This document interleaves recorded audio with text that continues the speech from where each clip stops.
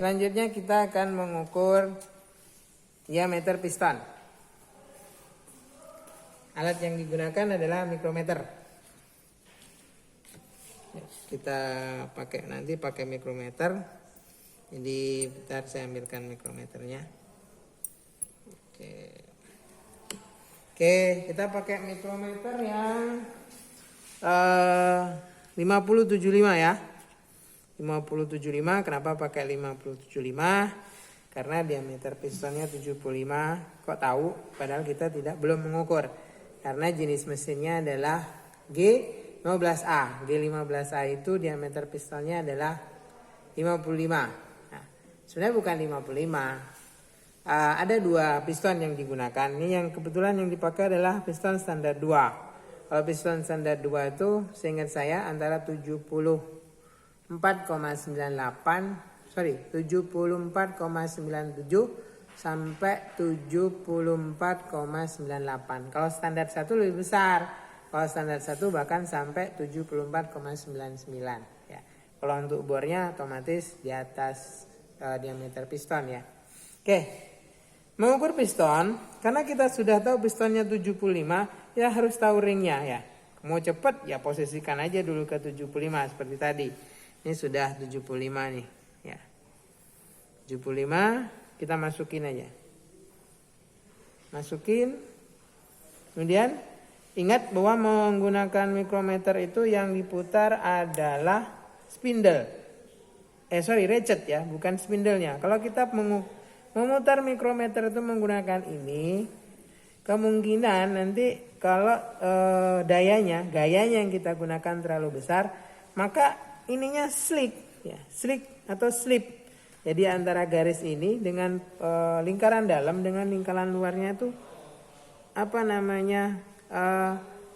slip dia gitu. Sehingga hasil pengukurannya nanti nggak akurat. Oke, ini kita ukur. Nah, kalau sudah dapat jangan langsung dilepas, Mas. Yang harus kita lakukan, kita gerakkan ini maju mundur ya. Maju mundur. Kenapa digerakkan maju mundur? Untuk memastikan bahwa hasil pengukuran kita itu pas.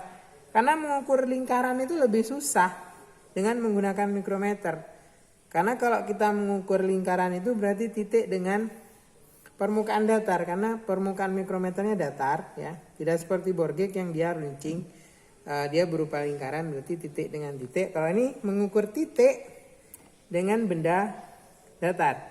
Oke, kayak tadi ya. Ini kita putar. Kemudian gerakkan maju mundur atau diputar begini. Nah, digerakkan begini. Untuk memastikan bahwa hasil pengukuran kita tuh pas. Jadi jangan kemudian mengukur itu dapat gak dicek. Kadang kita ngukur kayak gini nih. Kalau ngukur yang salah. Ini kayak gini. Udah kemudian dibaca. Nah, begitu dimasukin gak mau. Diameter pistonnya mengecil ya. Atau ngukurnya terlalu maju. Begitu selesai ngukur, mikrometernya nggak bisa keluar. Nah, yang benar kita ukur ya, kita perhatikan permukaan mikrometernya itu. Nah, permukaan mikrometernya apakah sudah rata apa tidak ya. Jadi begini, nah digerakkan maju mundur, dan sampai jatuh. Jadi kalau jatuh pengukurannya nggak pas.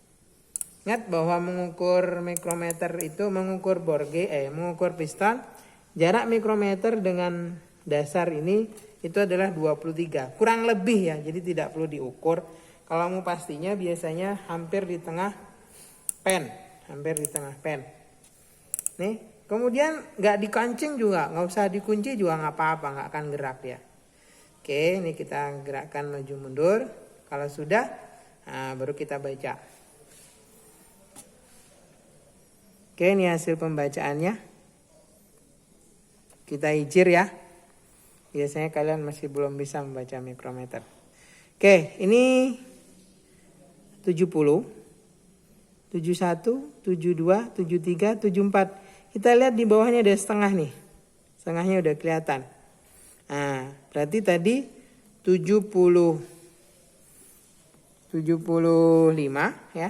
Ya, kita ambil kertas dulu. Nih. Oke, ini tadi 75. Tadi separuhnya ini udah kelihatan. Berarti 0,5. Kemudian angkanya berapa? Ini 45. Berarti 0,45. Ditambahin.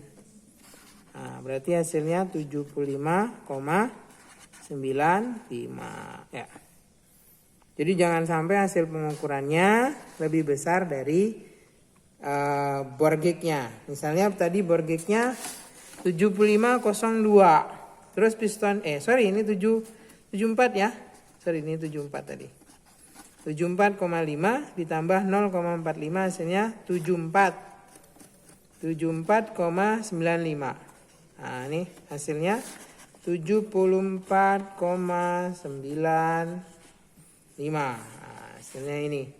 Jadi kalau misalnya mengukur piston hasilnya 75,012 juga kan nggak bisa masuk. Jadi lubangnya, ini lubang sama pistonnya sama. Oh, nggak bisa masuk.